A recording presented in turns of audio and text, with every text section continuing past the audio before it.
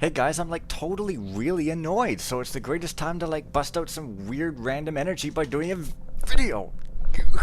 Hey guys, name's Fen, playing some Broken Triad 2, or Part 2, where am I? Oh yeah, that guy like walks over there and stuff, so I just finished possibly finishing this little order of things, and now I'm gonna go over here. Why am I going over here, you might be totally wondering. I mean, there's this crack in the ceiling, and there's like some kind of light on chains that should be hanging down a bit there, and furthermore, these guys can just sod right off because there's like a whole bunch of them, and yeah. Yourself. Where's that thing I'm looking for? There it is. 3 of them now. Okay, fair enough. Okay, did I get seen? I don't think so.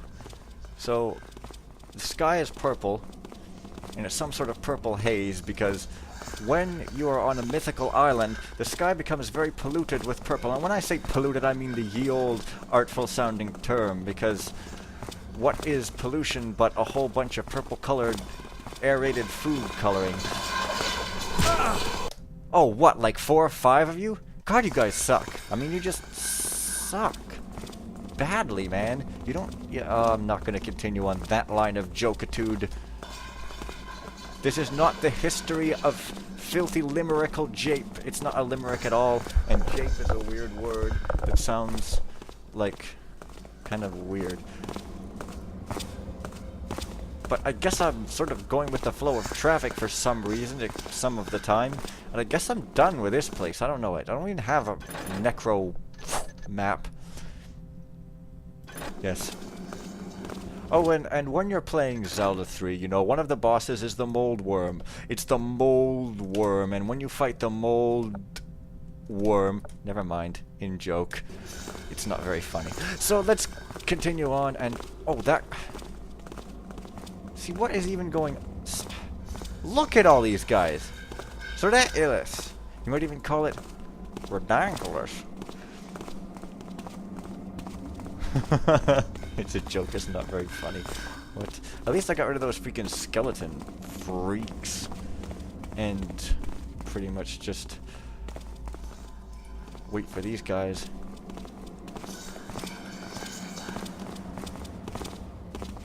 Yes. Oh yeah, I remembered that hilarious thing I was going to say last time. It was that I make a lot of references to British humor and a lot of like Monty Python and stuff. So if you don't get what I'm saying, just watch the entire library of Monty Python's Flying Circus, and you'll just easily and quickly understand everything I'm saying. It's simple. So, oh yes, that's right. Yes. Now if I can press this button if I want.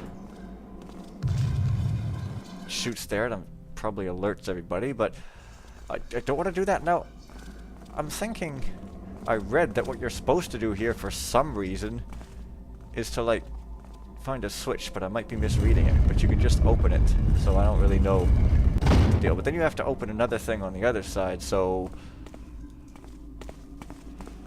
Unfortunately, malheureusement, actually, we cannot do that yet. So, I have to, like, follow this...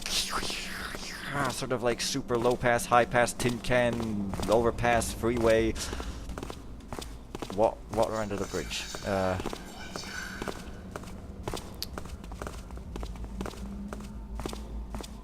Yes. Well, we are here exercising with too much clothes because ye old like Egyptians or Spartans like exercise naked for some reason, and I'm not saying I want that guy to do that at all. Why am I even saying that? I'm just making stuff up. Look at this. Oh, crap! No, it's just for show. Sort of reminds me of Super Mario 64, when that one room with, like, the coffins that sort of go and fall on you and stuff. Yes, that's what they sound like. Oh yeah, these guys have this uninterrupted stream of... It's actually kind of scary, except it can also get slightly annoying, but that's okay, isn't it now? It is okay! Damn it! Oh, man. I am like so annoyed at like companies for being not DIY friendly. Oh god. It's so dumb. I'm like trying to be smart, and they're just like, but that's okay. Now it seems like I can't get over this way. Now I don't really know what you're supposed to do, because that, like, if you're ghosting, I mean, like, I'll just kill that guy, but like, there's no darkness on that side, because the guy, he's like lit up like a freaking balloon. Balloons are not lit up, but for some reason that phrase sounded like it worked or something. But now they're gonna be looking, but screw that. Like, what am I even supposed to do? There's nowhere to hide. I don't really understand. But oh well. Yeah. That sound does not befitting of a lady or whatever. Yeah. That sound does not come in women's sizes or styles.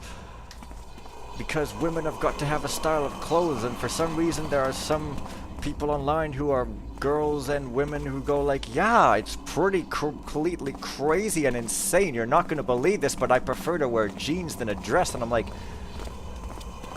really? That sounds pretty normal where I come from. Maybe they're like coming back and forward in time from the 50s or something. I don't know. Or the 30s or whatever, where like old men would look at porn mags who just consists of ankles and nothing else, and they would just like, heads would explode. And I don't mean that head, so shut up, you dirty bastard. Anyway, I guess I'm going to stop talking about that. Yes, I certainly will. Okay, well, this is the last path, and I'm probably gonna get caught for some reason. Oh, and now I could go into another place inside. But do I really want to do that? I guess I do. Bah.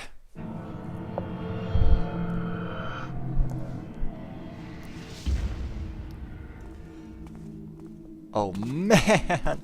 I'm in this place, what kind of looks like a place, and there's some room, which might be Leonard's room. What have we? It's a broken book! Destroying books, what are you doing? Divided Triad. If a demon is too powerful to be imbued into a single object, an experienced mage can still trap it by dividing its essence into 3 items. A divided triad. A triad typically consists of a book, a sword, and a hammer. Each of the 3 items gains a part of the demon's traits.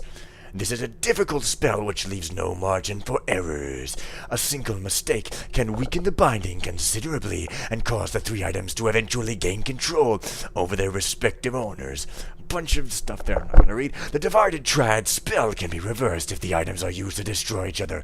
First, the sword needs to destroy the book, and then the hammer has to be used to shatter the sword. This is called a broken triad, which would bring the demon's full form into this world. For this reason, it is important that in no time a single person owns more than 1 item of the same triad. Why could I do that voice before, but now I can't for some reason? I don't know, man. Garrett, the following is a recollection of what happened to me in the Keeper compound. The day I got involved was the day I noticed a book missing from the library. I looked up the tome's title, The Book of Illumination, and remembered that I had seen Keeper Leonard carrying around an old book with his name some weeks ago. Being the young, overeager librarian that I am, I went to his quarters, knocked, and recklessly opened the door. There was nobody inside, but on Leonard's desk I noticed a large open tome which, you guessed it, happened to be the one missing from the library. I reached for the book, but when I touched it, an intense sensation went through my entire body like an electrical shock. A flurry of disturbing images flashed before my eyes, and seconds later I found myself lying on the floor. Fortunately, I managed to get back onto my feet and stumble out of the room before Leonard returned. The images I had seen followed me into my sleep, and in the middle of the night I woke up drenched in cold sweat. I left my room and headed for the washing closet, but when I passed the door to Keeper Leonard's quarters, a sudden sensation of dread overcame me. An inexplicable force urged me to go inside and grab the ominous book on the desk.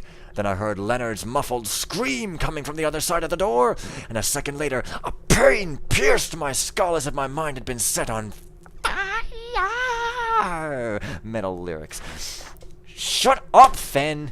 Indeed, when I regained consciousness, a faint odor of burned paper hung in the air. Leonard apparently hadn't left his quarters, otherwise he'd have stumbled right over me. Not daring to enter Leonard's room or report the strange incident to anyone else, I returned to my quarters. I felt tired but oddly relieved, and when I lay on my bed, I fell asleep but oddly relieved, and when I lay on my bed, I fell asleep almost instantly.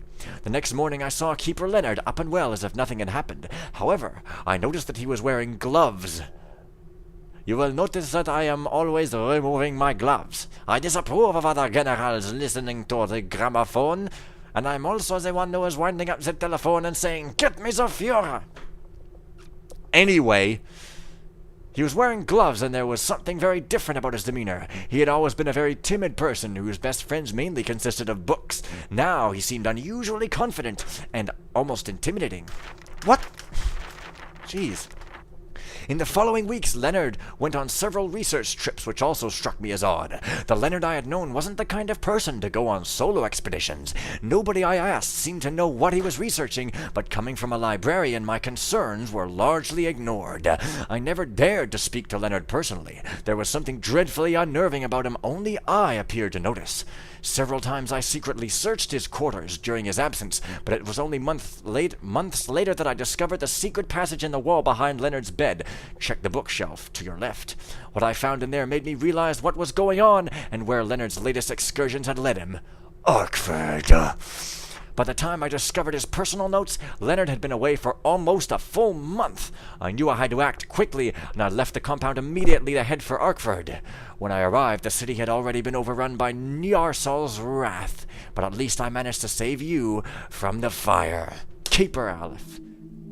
Well, I'll see you guys later tomorrow, or later today if you like, or in a couple seconds if you like watching that other video, or if not, then I'll see you tomorrow, or maybe even some other time completely. Bye.